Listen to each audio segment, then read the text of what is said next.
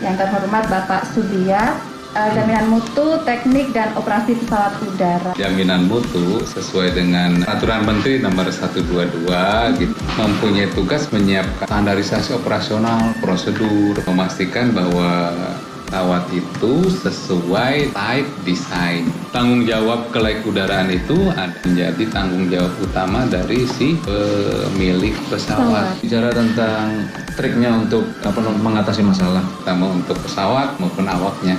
Kunci utamanya ngobrol, komunikasi. kongko gitu. Tadi itu kongko santai. Cabin Podcast, we are ready for takeoff. Hai Sobat Aviasi, bertemu kembali bersama kami, Betty, Dan saya Yosi, masih dalam acara yang sama, Cabin Podcast, Calibration in Podcast. Salam Presisi. Ya, telah hadir bersama kami Kepala Seksi Jaminan Mutu, Teknik dan Operasi Pesawat Udara, yang terhormat Bapak Subiat Wiranata Kusuma. Bapak, sebelumnya kami sangat berterima kasih untuk waktu yang sudah diberikan kepada kami. Bapak sudah memberikan kesempatannya hadir dalam podcast kalibrasi bersama-sama kami untuk berbagi informasi seputar tugas dan fungsi.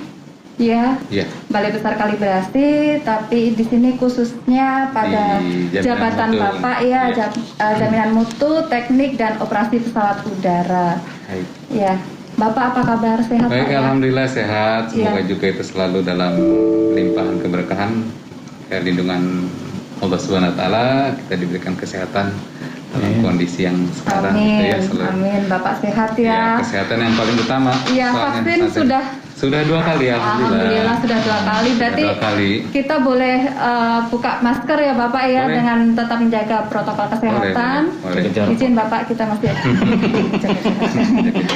monggo Pak, Oke. biar kita lebih tahu ini Biar kelihatan ekspresinya, Pak. wajah Pak Subiat yang glowing banget.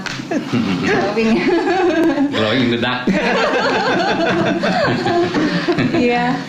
Oke. Jadi Bapak tadi alhamdulillah ya Bapak sehat selama masa pandemi ini ya. Meskipun banyak teman-teman yang dari kalibrasi sendiri banyak kemarin yang terkena juga ya terpapar, tapi Bapak dan keluarga Bapak sehat semua ya. Sehat-sehat alhamdulillah. Ya. Kami sekeluarga sehat-sehat. Bapak kalau boleh tahu nih Bapak kegiatan selama ini apa nih?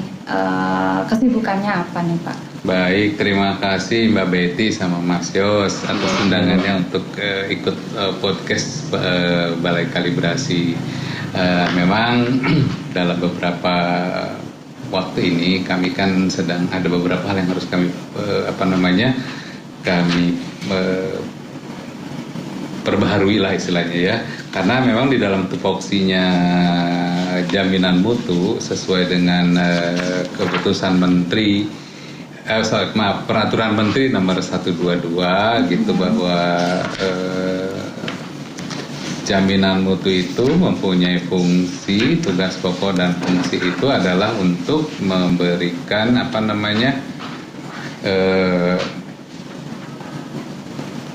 mempunyai tugas menyiapkan standarisasi operasional, prosedur, peningkatan kompetensi awak, kalibrasi, pengawasan dan evaluasinya, kemudian juga kualitas pelaksanaan pekerjaan dan lain sebagainya. Artinya gitu. Jadi poinnya adalah memastikan bahwa Balai Kalibrasi bisa melaksanakan tugas dengan standar yang ada, ya baik untuk pesawat, kru dan lain sebagainya gitu. Ya artinya lebih memastikan pada aspek kepatutan, compliance with regulation kalau bahasa ininya ya gitu. Jadi compliance with regulation terutama untuk pesawat maupun awaknya. Nah, jadi kita dalam beberapa hari terakhir ini kita mencoba untuk menginventori beberapa hal supaya semua dalam kondisi comply with regulation gitu ya. Kemarin kita baru selesai melaksanakan audit internal, gitu kan ya, ada teman-teman, kita punya tim, kita melaksanakan audit internal untuk melihat apakah masih ada deviasi tidak di beberapa bagian kita yang ada gitu kan. Jadi kita sudah bertahap audit internalnya. Jadi kita ada 15 area audit yang akan kita lakukan, dan kemarin kita baru menyelesaikan 6 dulu. Nanti bertahap gitu kan, dari 15 baru kita selesaikan 6, dan sedang disusun laporan untuk itu. Gitu. Iya. Itulah Iya kerjaan Bapak, rutinnya. izin kalau apa nih, jaminan mutu, teknik dan operasi pesawat Iya. udara itu Iya. sama dengan apa tuh? Quality contract atau Kalau di dalam bahasa yang umum ya, di dalam industri penerbangan biasanya kita mengenalnya dengan nama quality assurance. Insurance ya? Ya, jadi kalau di operator atau di airline baik 121, 135 dan lain sebagainya itu ada quality assurance. Jadi Iya. to assure segala sesuatunya itu sesuai dengan kualitas yang ada, comply with regulations. Jadi pekerjaannya itu dilaksanakan dengan baik, dan juga dia confirm dengan regulasi. Itu dia dua hal. Jadi dua hal yang harus dipenuhi. Untuk apa sih? Nanti pada akhirnya kita untuk tetap menjaga airworthiness pesawat, airworthiness elegan pesawat gitu. Mohon izin Pak, tadi Ya. dikatakan bahwa harus comply antara awak dan pesawat. Nah sebenarnya awak dan pesawat itu dikatakan comply itu yang seperti apa Pak? Jadi begini, terima kasih Mas Yos pertanyaannya. Jadi kalau untuk awak itu poinnya gini, pada saat kita melakukan suatu misi penerbangan, ya kita mau pakai pesawat yang mana nih? Katakan yang dioperasikan oleh kalibrasi adalah Hawker misalnya, atau King Air ataupun Bell. Nah, ada dua sisi hal yang harus dipenuhi. Satu, awaknya itu juga harus memenuhi kompetensinya, harus memenuhi dengan tipe pesawatnya. Artinya dia harus harus memiliki rating pada pesawat itu, gitu kan ya. Type rating pada pesawat itu, misalnya dia pakai Hawker 900, dia harus comply dengan ratingnya, atau 350, 200 ataupun helikopter. Ya, kemudian juga dan lain-lain, di samping ke aspek kompetensinya juga harus diperhatikan lain-lain juga, misalnya sertifikat medicalnya harus kesehatannya harus benar-benar masih dalam dalam tidak unvalid gitu ya, artinya masih sertifikatnya masih berlaku dan lain sebagainya untuk itu menyatakan. sama ya Pak, berapa? 6 bulan sekali atau gimana Pak? Iya, dia masih diceknya 6 bulan sekali. Seperti pilot gitu ya. Pilot 6 bulan sekali. Nah itu untuk sisi pilotnya ya. Untuk teknik juga sama. Tekniknya juga sama, dia harus juga memenuhi rating yang ada. Jadi dia katakan kita kalau dalam satu misi kan selalu ada engineer on board.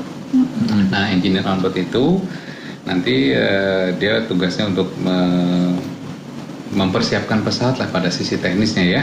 Nah sama dengan saya pilot juga, bahwa teknik juga harus comply juga, artinya bahwa dia harus memiliki rating yang sejenis dengan tipe yang pesawat yang dioperasikan tadi gitu ya. Ya misalnya tadi King Air atau Hawker 900, King Air 350, King Air 200 dan lain sebagainya, atau Bell 429 gitu ya, itu harus sesuai dengan itu.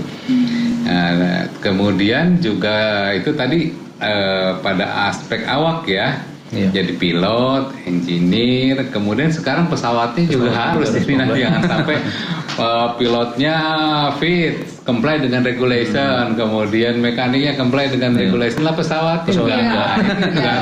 Jadi ada 3 faktor, jadi ya atau sebenarnya ada 2 faktor lah ya, krunya, dan artinya ada pilot dengan engineer, kemudian yang kedua adalah pesawatnya juga harus dalam kondisi airworthy kan. Tapi juga kita kadang-kadang suka begini ya, kita sering ngomong-ngomong airworthy atau layak udara. Apa sih sebetulnya layak udara itu kan gitu ya, definisinya.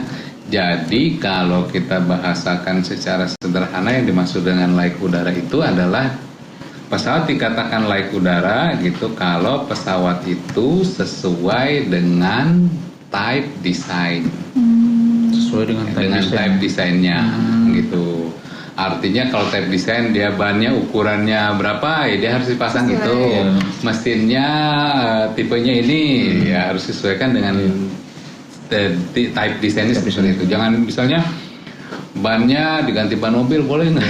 Cepering gitu Pak. Misalin atau diganti ban Vespa gitu kan? Nah, ya nggak boleh kan? Karena tidak sesuai dengan type desainnya kan gitu ya. Oh mesinnya kita modifikasi, misalnya kita bore up atau kita tune up, boleh nggak? Nggak boleh kan gitu. Harus semua sesuai dengan type desainnya. Itu yang pertama. Yang kedua juga dia harus safe for operation, jadi harus dikatakan aman. Itu jadi dua aspek ya, jadi harus memenuhi confirm dengan atau sesuai dengan type desainnya. Yang kedua dia harus memenuhi aspek safe for operation gitu. Itu baru dikatakan layak udara gitu. Gitu. Beda kalau mobil sama motor kan gitu ya. Rodanya bisa kita bikin ceper, knalpot bikin racing, gini dibobok, boleh nggak kan? Nggak boleh gitu ya, nggak boleh sembarangan kita penuh dengan aturan-aturan, harus penuhi gitu. Itu kira-kira nggak bisa dimodifikasi ya? Nggak bisa dimodifikasi. Kecuali kalau mau medek Mas, nah itu ya dimodifikasi dalamnya, desain interiornya kayaknya ya Pak ya. Gitu, jadi harus sesuai dengan type desainnya ya, jadi kita agak susah-susah. Enak kalau main otomotif kita ngerubah joknya, kita rubah deh gitu kan ya, pakai Recaro deh, jok pilotnya boleh nggak gitu kan ya, ini nggak boleh gitu kan. Nah itulah di pesawat bahwa semua selalu diatur gitu ya, fully regulated Itu tadi yang sesuai dengan kelayakan ya Pak. Iya, betul. Bapak kalau tadi sudah beberapa tugas yang Bapak sampaikan tadi, apakah pernah mengalami kendala nih Pak? Kira-kira apa ya? Mungkin dalam menyiapkan atau mengevaluasi hasil internal audit atau eksternal audit. Ya tadi Bapak sampaikan kan udah 15 ya. Ada 15, ada sudah 15 6 yang ya. sudah kami laksanakan 6 gitu kan ya. Nah sebetulnya gini, kita kalau kendala di mana-mana selalu akan ada ketemu ya. Baik kendala operasional atau dan lain sebagainya, tapi saya kira itu sesuatu yang wajar yang harus kita hadapi ya. Karena kan izin Pak, kalau misalnya ini kan Bapak sebagai quality control, istilahnya di ujungnya gitu. Betul. Ketika sudah dilaksanakan semua, terus Bapak yang kontrol, memastikan bahwa semuanya sudah berjalan dengan baik. Betul. Pasti ada singgungan, ada gesekan nih Pak. Betul. Iya. Ya, jadi gini sih sebetulnya ya. Jadi saya tadi sampaikan bahwa problem akan selalu ada gitu kan ya. Problem selalu ada. Kayak kemarin juga kita sedang mencoba untuk menyelesaikan ada temuan kan pesawat misalnya tiba-tiba rusak, kita harus bekerja cepat sementara kita tidak ada kapabilitas untuk melakukan perawatan secara sendiri. Itu kan jadi kendala, sementara pesawat itu harus segera diterbangkan, dipakai untuk beberapa misi dan lain sebagainya. Tapi artinya gini bahwa kunci utama dari satu masalah itu gitu kan adalah komunikasi ya. Jadi komunikasi yang penting, ngobrol. Itu udah makan durian kali ya Pak? Gitu makan durian lagi nih. Ngobrol durian Mas Jose punya tempat khusus untuk boleh kita harus itu. Iya. Jadi dari sarang-sarang gitu lah boleh ya, nanti kita tengok gitu. Nah jadi gini sebetulnya bahwa apapun, dimanapun saya kira itu tidak hanya di penerbangan, dimanapun problem akan selalu ketemu gitu ya. Cuman poinnya adalah yang paling penting menurut saya pengalaman beberapa saya bekerja gitu ya, pengalaman saya bekerja bahwa yang paling penting itu komunikasi. Kemudian yang keduanya adalah koordinasi. Itu aja sih. Koordinasi. Nomor satunya komunikasi, yang kedua koordinasi. Kemudian ya kalau berikutnya lagi komitmen lah ya, komitmen. Hal teknis ya Pak ya. Ya kalau teknis sih kan semua bisa diselesaikan. Tapi kalau misalnya kita tidak bagus komunikasinya, kemudian koordinasinya juga kurang, apalagi komitmen untuk misalnya ke pemenuhan dalam arti safety dan sebagainya, maka itu akan jadi sulit gitu kan. Tapi artinya bahwa kita yang penting adalah komunikasi, koordinasi untuk membangun komitmen bersama kan. Selesai udah. Saya nggak pernah takut ada masalah selama saya komunikasi bagus. Orang hidup itu pasti selalu ada masalah. Selalu ada gitu. Dan dimanapun berada pasti ada masalah. Kalau nggak mau ada masalah, caranya gimana? Menyikapi ya Pak ya. Jangan hidup dong. Makanya itu Pak. Tergantung kita bagaimana menyikapi. Dan satu lagi yang paling penting, perbanyak teman. Iya, Network itu sangat penting. Kita udah bekerja, pengalaman kita yang kalau sudah bekerja, itu yang paling juga sangat mendukung dalam penyelesaian masalah network. relationship, network itu luar biasa. Kita punya kendala bisa koordinasi dengan beberapa pihak, gitu kan ya, dengan hanya internal atau eksternal juga, bisa dengan support dari manufacturer, dari otoritas dan segala macam. Itu harus betul-betul dijaga itu komitmen network dan relasi ya, hubungan baik dengan beberapa pihak. Jadi selama kita punya teman banyak, saya kira jadi lebih mudah untuk menyelesaikan masalah. Sambil makan durian, Mas. Nah, itu dia. Dan kadang-kadang gini, pengalaman saya gitu. Kadang-kadang menyelesaikan masalah itu kalau di dalam rapat-rapat itu terlalu formal. Kadang-kadang kita nggak bisa tumpah semua gitu loh. Isi kepala kita. Kadang saya lebih seneng sambil ngopi, makan durian gitu lah. Jadi semua tereksplor tuh. Apa-apa misalnya dengan kita ngobrol santai aja dengan Mas Yosi dan Mbak Betty gitu. Kita ada ketemu masalah ini gimana gitu, sambil ngopi apa. Kita semua diskusi aja. Malah lebih banyak dalam suasana lebih santai itu lebih efektif. Karena kadang-kadang kalau kita rapat dalam resmi gitu agak terlalu official ya, terlalu resmi mungkin agak unggah-ungguhnya itu agak dijaga gitu. Tapi kalau misalnya sambil santai minum kopi atau Mas Yosi ngajak makan durian tadi lebih enak. Boleh coba dijadwalin. Kita agendakan lah ya. Atau nanti setelah ini ada bukber ya. Setelah ini kita coba bukber gitu kan. Jadi jalin relasi. Setelah lebaran lah, setelah lebaran kita coba bikin acara gathering, makan durian bareng. Iya, catat Mbak. Durian BSD Mbak. Durian BSD Pak, itu ada yang ngasih tahu Pak durian BSD. Ada sebetulnya yang lebih enak lagi durian Mbak. Gimana? Ada teman saya punya referensi di daerah sekitar Bogor. Nah nanti kita harus riset dulu, telepon dulu, makan di pohonnya langsung. Duriannya mantap tuh, hati-hati loh ya. Kuning, sudah nanti sudah habis lebaran lah kita coba telepon. Kita jadwalkan, kita agendakan. Tapi saya lebih suka tuh durian yang dagingnya tebel tapi bijinya kecil, Pak. Nah, bijinya ini beda lagi nih Pak, nggak tahu nih, apalagi nih Pak?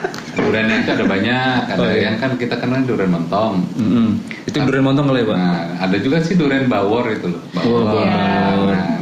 Saya punya kebun juga sih. Wah, boleh nih kunjungan. Nanam 5 pohon. Mati 1 tinggal 4. Kayak balon ya. Jadi tinggal ada 4 pohon, udah sekitar 2-3 meter deh. 2 meteran mungkin ya tingginya.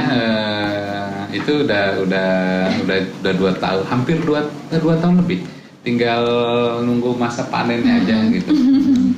Kira-kira gitu. Mudah-mudahan cepat berbuah, nanti kita makan durian di kebun sana kan. Ini jok tentang durian ya. Kembali lagi nih Bapak kan beberapa tugas yang Bapak emban di kalibrasi nih ya Bapak ya. Kira-kira bagaimana nih Bapak menganalisa dari beberapa tugas yang kan tugasnya sebagai jabatan jaminan mutu ya Pak ya, jaminan mutu salah satunya itu mengevaluasi nanti ada AD atau SB, betul, SISL itu betul, ya Pak, kalau boleh tahu itu apa Pak, sedikit saja Pak. Biar kita tahu. Baik, terima kasih Mbak Betty, betul. Jadi kan sebetulnya tugasnya itu adalah tadi saya bilang bahwa quality assurance ya, jadi to assure itu adalah memastikan semua pekerjaan itu kualitasnya terpenuhi gitu kan ya. Nah untuk pemenuhan kualitas itu biasanya ya kalau misalnya pada sisi teknis gitu ya, pada sisi teknis di pesawat gitu ya, untuk pemenuhan aspek teknisnya biasanya tadi kan saya bilang harus terpenuhinya kan kelayak udaraan, airworthiness. Nah kan kemudian tadi saya berikan definisi apa sih layak udara atau kelayak udaraan atau airworthiness itu tadi dikatakan bahwa harus sesuai dengan type design. Nah untuk menjaga supaya tetap sesuai dengan type design itu biasanya kita dapatlah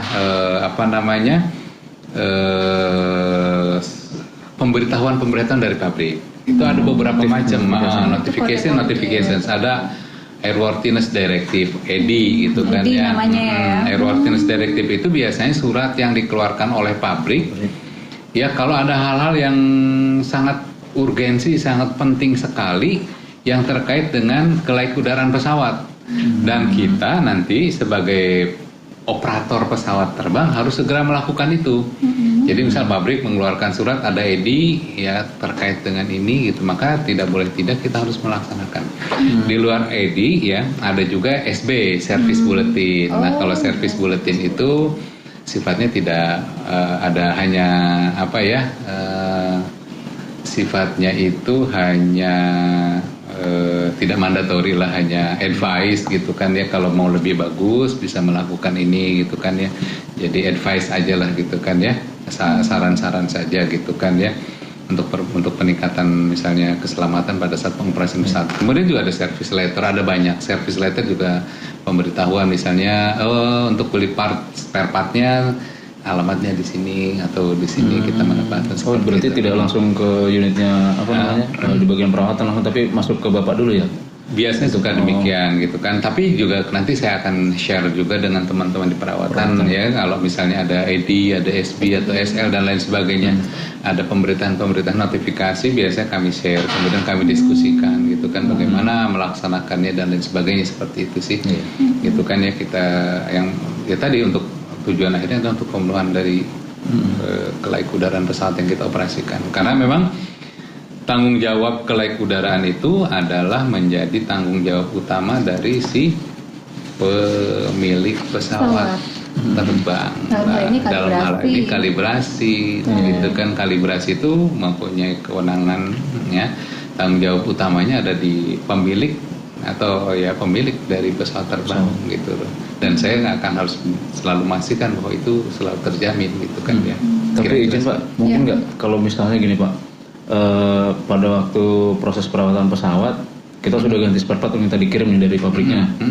Ketika barangnya sampai di tempat kita terus ada notif, oh barang itu nggak perlu dipakai, kamu harus ganti lagi seperti yang lain, mungkin nggak gitu Pak? Bisa saja terjadi, tapi biasanya sih jarang kali terjadi. Biasanya manufacturer itu kan sudah melalui desain dan lain sebagainya gitu ya, pengujian biasanya sih nggak mendadak begitu harus penggantian part. Itu kan ya ada waktunya gitu ya, ada durasi waktunya gitu kan untuk bisa saja terjadi tapi jarang.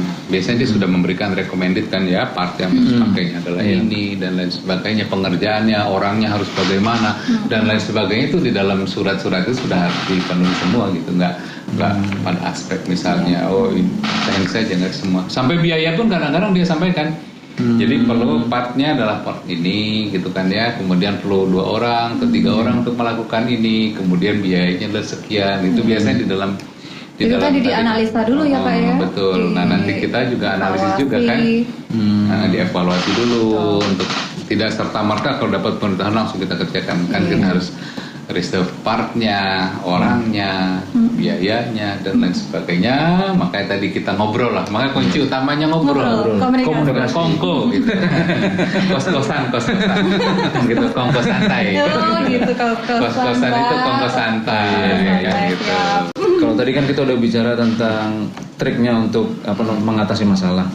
Kalau misalnya aspek SDM sendiri gimana Pak? Maksudnya untuk pengembangan kompetensi di lingkupnya Bapak ini seperti apa? Maksudnya kita butuh supaya bisa mengawasi pesawat ini atau kru ini, kamu harus punya type rating ini atau harus ikut diklat ini gitu. Ya, oke. Ya, jadi sebetulnya di dalam untuk menjadi quality assurance personel itu ada minimum kualifikasinya. Ya, jadi misalnya dia harus mempunyai 5 tahun pengalaman di lapangan. Kan nggak tiba-tiba orang baru gitu kan datang dia juga belum tahu bahwa ini kan. Jadi punya pengalaman 5 tahun pada bidang perawatan pesawat udara. Kemudian juga dia memiliki license terhadap pesawat itu gitu kan ya. Harus memiliki license itu untuk pemenuhan utamanya. Kemudian dan lain-lainnya misalnya harus dia ikut sekolah inspektor, kemudian harus ikut sekolah auditor gitu kan ya, kan dia akan melaksanakan fungsi audit tuh gitu kan ya, harus kemudian inspektor untuk melakukan inspeksi, jadi basic inspektor harus ikut, basic auditor harus ikut gitu kan ya. Nah auditnya sendiri nanti ada bertahap tuh, ada jenjangnya, mulai dari audit personel ya sebagai personil kita ya. kemudian ada audit manager, kemudian ada lead auditor gitu. Dan itu paket-paketnya. Jadi kalau mau audit sekolah yang pertama bisa audit personel dulu, kemudian berjenjang jadi audit manager, audit lead auditor gitu. Dan itu sudah ada standar training package-nya yang dari IQ. Dan alhamdulillah saya sudah mengikuti semua tuh dari mulai audit personil, audit manager sampai dengan lead auditor. Oleh sekolahnya trainingnya dengan IQ gitu. Sama IQ. Dengan IQ gitu. Iya, Bapak diketahui nih Balai Besar Kalibrasi ini PLU. Nah, salah satu jasa layanan kalibrasi ini kan salah satunya terkait dengan penyewaan pesawat atau charter ya Pak ya. Kemudian ada bengkel pesawat ya yang saat ini sudah berjalan juga. Betul. Bapak untuk kedepannya nih kira-kira harapan Bapak apa ya untuk kemajuan Balai Besar Kalibrasi? Baik, jadi tugas pokok fungsi dari kalibrasi kan selain mengkalibrasi fasilitas penerbangan yang ada di bandara juga kan melayani penerbangan lainnya. Nah, artinya bahwa kita melayani charter tuh ya. Kemudian bengkel kita naikkan enak. Untuk charter gitu ya, untuk charter kita mencoba untuk bekerja sama dengan beberapa teman-teman di luar gitu kan ya, untuk Medivac, untuk ke VIP dan lain sebagainya. Jadi kita berkomunikasi dengan para kayak semacam perusahaan-perusahaan lain lah, pihak-pihak ketiga gitu ya, pihak-pihak ketiga untuk mencoba memasarkan, mempromosikan bahwa kalibrasi bisa bisa melayani penerbangan charter. Kemudian untuk AMO sendiri, nah saat ini kita sedang meningkatkan kapabilitas AMO. Gitu kan ya, untuk supaya bisa mempunyai kewenangan lebih sehingga kita bisa mendapatkan pangsa pasar yang lebih luas lagi, gitu kan ya. Dan sekarang kita sudah fase 4, tadi baru selesai proses fase 4-nya. Mudah-mudahan tidak lama lagi hasilnya itu kita dapat ya, hasil fase 4. Kemudian tinggal fase 5, kalau fase 5 kan tinggal sertifikasi. Dan berharap kita dengan peningkatan kapabilitas AMO itu, jadi kita lebih bisa lebih berkembang lagi ya, gitu. Betul. Baik. Yang penting adalah kita coba komunikasikan, koordinasikan dengan beberapa pihak lah, para pengguna kita supaya kita lebih terkenal. Dan yang paling penting adalah ini, betul. Aspek promosi. Makanya nih mudah-mudahan ini bagian dari promosi kalibrasi Pak. Mudah-mudahan dengan kita podcast dengan Mbak Betty dan Mas Yosi dan tim yang membuat podcast ini, berharap bahwa kalibrasi bisa semakin dikenal luas oleh masyarakat ya, itu sehingga eksistensi kalibrasi ini semakin kuat gitu kan ya, sehingga bisa kita bisa menjalin kerjasama yang lebih baik ke depannya dengan beberapa pengguna kita atau customer kita. Saya kira itu sih yang paling penting. Tapi mohon izin Pak, kita sebelum ini kan harus meyakinkan kepada stakeholder kita nih yang di luar. Kira-kira menurut sudut pandang Bapak, jumlah teknisi, kru dengan perbandingan jumlah pesawat yang kita miliki itu sudah memadai atau bagaimana Pak? Oke, baik. Ini sebagai informasi gitu supaya stakeholder kita juga yakin kalau mempercayakan kepada kita gitu. Baik. Jadi saat ini kita mengoperasikan 9 pesawat, ada beberapa tipe dari mulai Hawker 900, kemudian King Air 350, King Air 200, kemudian 2 Bell 429. Dan kalibrasi juga bisa saya pastikan semua kru ya, baik pilot maupun engineer itu memenuhi standarisasi yang ditetapkan. Dan kemudian juga pesawatnya juga demikian, saya bisa menjamin bahwa pesawatnya dipastikan memenuhi ketentuan-ketentuan yang ada ya, jadi comply with regulation. Kemudian kita tetap akan jamin itu, karena bagaimanapun adalah bagi kita customer adalah raja.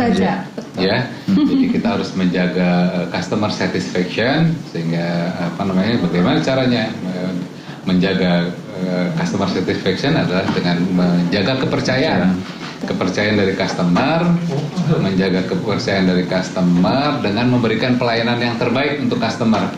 Ya, pelayanan terbaik itu baik dari sisi pesawat maupun dari krunya. Saya kira itu. gitu. Iya. Tuh, bagus kan kalibrasi.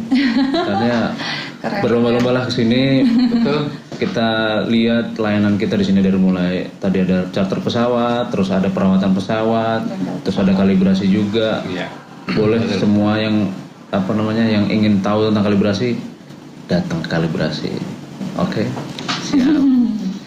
Baik Pak Biat, Baik. kita saat ini sudah banyak banget nih Mas informasi yang didapat, tapi kalau ada waktu lain ya Pak Oh, dengan kita senang hati. akan minta informasi lebih lanjut terkait dengan tusi Bapak. Baik. Ya, tentunya kami sangat berterima kasih sekali lagi Bapak sudah hadir dalam podcast kami, podcast Kalibrasi. Akhir kata kami Mohon izin undur diri. Baik. ya, Salam sehat, salam untuk Salam keluarga sehat. kami. salam sejahtera. sehat untuk keluarga Bapak. Salam sehat dan jangan lupa bahagia. Ah, Itu dia. iya. Jangan lupa bahagia. Jangan lupa tersenyum. Tersenyum itu artinya bahagia juga. Iya. Walaupun sini sakit, tapi harus curhat. tersenyum. Baik, terima kasih ya. Terima kasih, banyak Mbak Mbak Betty, Pia. Mas Iya. Yos, dan tim semuanya kesempatan diberikan kepada kami. Anytime akan saya senang sekali mendapat undangan dari tim podcast Balai Kalibrasi. Iya. Siap. Terima kasih. Terima kasih. Kita akan undur diri. Salam presisi. Presisi.